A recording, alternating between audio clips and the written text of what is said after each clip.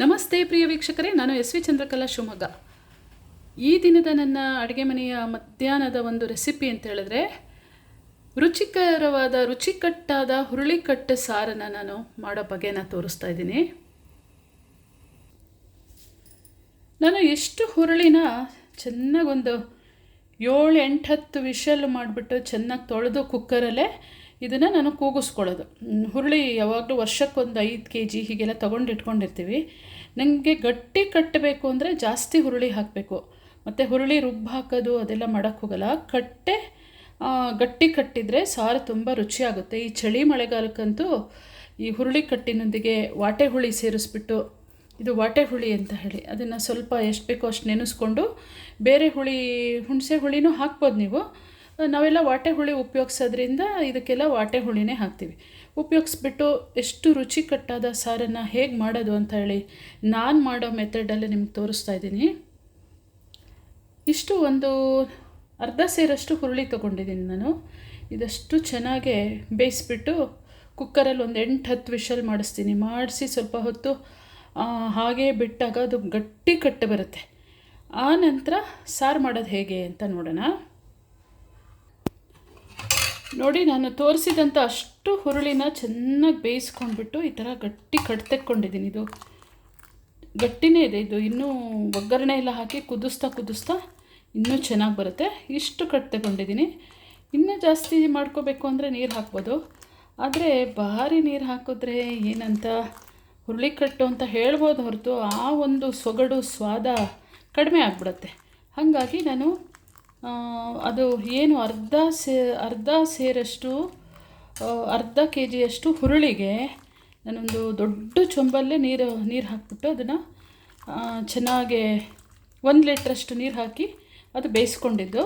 ಈಗ ಇಷ್ಟು ಗಟ್ಟಿ ಬಸ್ದಾಗ ಇಷ್ಟು ಕಟ್ಟು ಸಿಕ್ಕಿದೆ. ಇದಕ್ಕೆ ಏನೆಲ್ಲ ಹಾಕಿಬಿಟ್ಟು ಒಗ್ಗರಣೆ ಹಾಕ್ತೀನಿ ಅನ್ನೋದನ್ನು ನೋಡೋಣ. ಈಗ ನಾನು ಹುರುಳಿಕಟ್ಟು ತಯಾರಿಕೆಗೆ ಒಂದು ಸ್ವಲ್ಪ ಕೊಬ್ಬರೆಣ್ಣೆ ಉಪಯೋಗಿಸಿದ್ದೀನಿ. ಇದಕ್ಕೆ ಕೊಬ್ಬರೆಣ್ಣೆ ಹಾಕಿದ್ದೀನಿ, ಒಂದು 2-3 ಸ್ಪೂನಷ್ಟು. ನೀವು ಬೇಕಾದ್ರೆ ನಿಮಗೆ ಇಷ್ಟವಾಗಿದ್ದ ಎಣ್ಣೆ ಹಾಕೋಬೋದು. ನಮಗೆ ಸ್ವಲ್ಪ ಕೊಬ್ಬರೆಣ್ಣೆ ಅಭ್ಯಾಸ ಇರೋದ್ರಿಂದ ಕೊಬ್ಬರೆಣ್ಣೆ ಹಾಕಿದ್ದೀನಿ. ಮತ್ತು ಇದಕ್ಕೆ ಇಷ್ಟು ವಸ್ತುಗಳನ್ನು ಹಾಕ್ತೀನಿ. ಜಜ್ಜಿಟ್ಕೊಂಡು ಇರೋಂಥ ಒಂದು 2 ಬೆಳ್ಳುಳ್ಳಿ, ಹಾಗೆ ಒಂದು 2 ಹಸಿಮೆಣಸಿನ್ಕಾಯಿ ಮಧ್ಯೆ ಸಿಗ್ದಿಟ್ಕೊಂಡಿದ್ದೀನಿ, ಒಣಮೆಣಸಿನ್ಕಾಯಿ. ಈಗ ಮೊದಲಿಗೆ ಬೆಳ್ಳುಳ್ಳಿ ಹಾಕ್ತೀನಿ.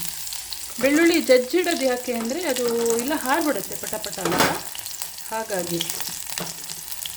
ಆಮೇಲೆ ಹುರುಳಿಕಟ್ಟು ಸಾರು ತುಂಬ ಖಾರ ಮಾಡೋಕ್ಕೆ ಹೋಗಬಾರ್ದು. ಅದೊಂಥರ ಹುರುಳಿಕಟ್ಟಿನ ಸ್ವಾದದ ಜೊತೆ ಈ ಎಲ್ಲ ಒಂದು ಅದಕ್ಕೆ ಹೊಂದಾಣಿಕೆ ಆಗೋಂಥ ವಸ್ತುಗಳನ್ನು ಹಾಕಿ ಮಾಡೋಂಥದ್ದು. ನೋಡಿ, ಇದು ಹಾಕಿದ್ದೀನಿ, ಸಿಗ್ದಿರುವಂಥ 2 ಮೆಣಸಿನ್ಕಾಯಿ, ಹಸಿಮೆಣಸಿನ್ಕಾಯಿ ಹಾಕಿದ್ದೀನಿ. ಈ ಥರ ಬೆಳ್ಳುಳ್ಳಿ ಚೆನ್ನಾಗಿ ಕೆಂಪಗಾಗಬೇಕು.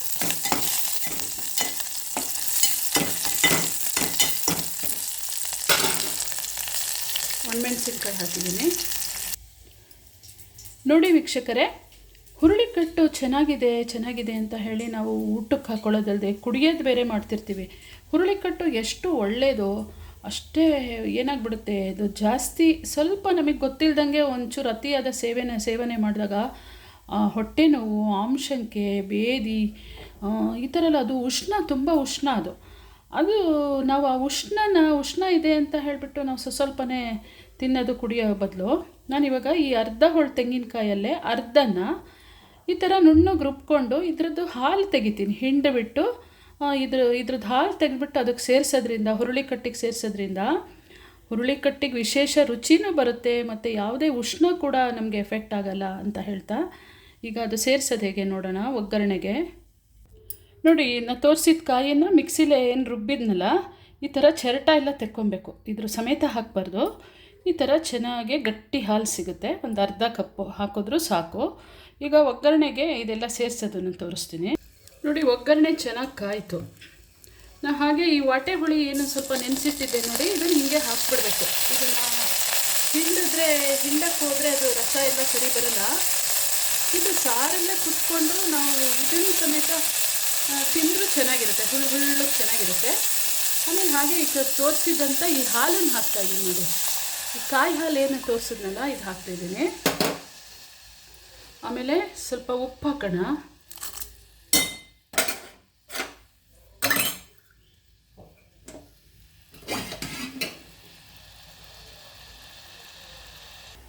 ಈಗ ಅದಕ್ಕೆ ಈ ಹುರುಳಿಕಟ್ಟನ್ನು ಮಿಕ್ಸ್ ಮಾಡೋಂಥದ್ದು.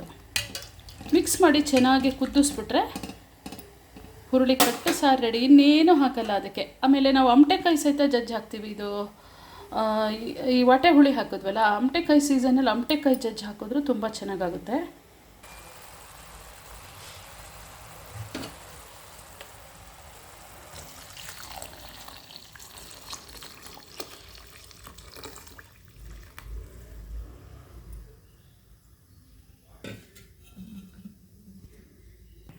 ನೋಡಿ, ಈಗ ಕುದಿಯುತ್ತಿರುವ ಸಾರಿಗೆ ಸ್ವಲ್ಪ ಒಂದು 2 ಚಿಟಿಕೆ ಅರಿಶಿನ ಅಂತೂ ಹಾಕೋದು ಮರಿಲೇಬಾರ್ದು.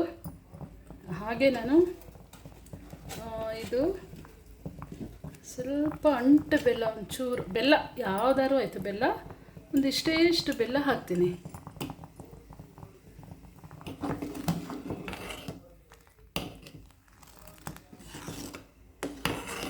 ಈಗ ಚೆನ್ನಾಗೆ ಕುದ್ದು ನೋಡಿ, ಇಷ್ಟು ನಾನು ಸ್ವಲ್ಪ ಕಾಯಿ ಹಾಲು ಸೇರಿಸಿ ಮತ್ತು ಗಟ್ಟಿ ಕಟ್ಟು ತೆಗೆದಿರೋದ್ರಿಂದ ಒಂದಿಷ್ಟು ಗಟ್ಟಿನಾದರೂ ಇರಬೇಕು. ಭಾರಿ ತೆಳ್ಳಗಾದರೆ ಕುಡಿಬೋದು ಊಟಕ್ಕೆ. ಇದು ಅನ್ನಕ್ಕೆ ಹಾಕ್ಕೊಳ್ಳೋದ್ರಿಂದ ಇದಕ್ಕೆ ಸ್ವಲ್ಪ ಒಣಕೊಬ್ಬರಿ ಚಟ್ನಿ, ಒಣಕೊಬ್ಬರಿ ಒಣಮೆಣಸಿನ್ಕಾಯಿ ಹಾಕ್ಕೊಂಡು ಒಂದು ಒಣಕೊಬ್ಬರಿ ಚಟ್ನಿ ಮಾಡ್ಕೊಂಬಿಟ್ರೆ ಭಾರಿ ಚೆನ್ನಾಗಿರುತ್ತೆ. ಹಾಗೆ ನಾನು ಈಗ ಲಾಸ್ಟಿಗೆ ಒಂದು ಸ್ವಲ್ಪ ಹೆಚ್ಚಿಟ್ಕೊಂಡಿರೋ ಕೊತ್ತಂಬರಿ ಸೊಪ್ಪನ್ನು ಹಾಕ್ತೀನಿ. ಇದೊಂದು ಸ್ಪೆಷಲ್ ಟೇಸ್ಟ್ ಕೊಡುತ್ತೆ ಕೊತ್ತಂಬರಿ ಸೊಪ್ಪು. ನಾನಾ ಥರ ಮಾಡ್ಬೋದು, ನಮ್ಮ ಬಾಯಿ ರುಚಿಗೆ ತಕ್ಕಂಗೆ ನಾನಾ ಥರ ಇದನ್ನು ಮಾಡಿದ್ರು, ಯಾವ ಥರ ಮಾಡಿದ್ರು ಚೆನ್ನಾಗಾಗುತ್ತೆ.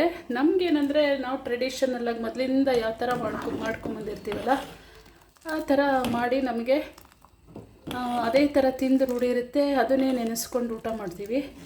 ಹಾಗಾಗಿ ನೋಡಿದ್ರಲ್ಲ ಪ್ರಿಯ ವೀಕ್ಷಕರೇ, ಹುರುಳಿಕಟ್ಟಿನ ಸ್ವಾದಿಷ್ಟಕರವಾದ ಆರೋಗ್ಯಭರಿತವಾದ ಹುರುಳಿಕಟ್ಟು ಸಾರು ಅಥವಾ ರಸಮ್ ಅಂತ ಹೇಳಲ್ಲ, ಇದು ಬೇಳೆ ಎಲ್ಲ ಹಾಕಿದ್ರೆ ಮತ್ತು ಬೇರೆದಕ್ಕೆ ರಸಮ್ ಅಂತೀವಿ. ಹುರುಳಿಕಟ್ಟು ಸಾರು ಅಂತ ಹೇಳಿದ್ರೇ ಚೆಂದ. ಇದು ನಾನು ನೆಕ್ಸ್ಟ್ ವಿಡಿಯೋದಲ್ಲೇ ಹುರುಳಿಕಟ್ಟು ಸೂಪ್ ಮಾಡೋದು ತೋರಿಸ್ತೀನಿ.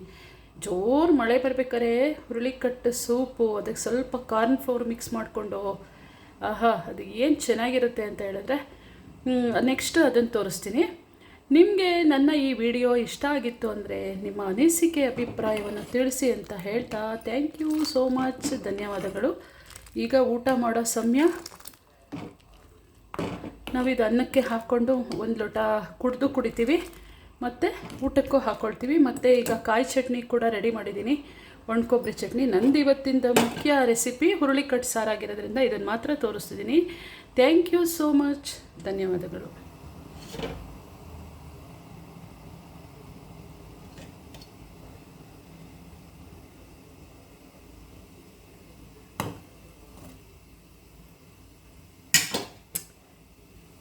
ಬಹಳ ರುಚಿಯಾಗಿದೆ.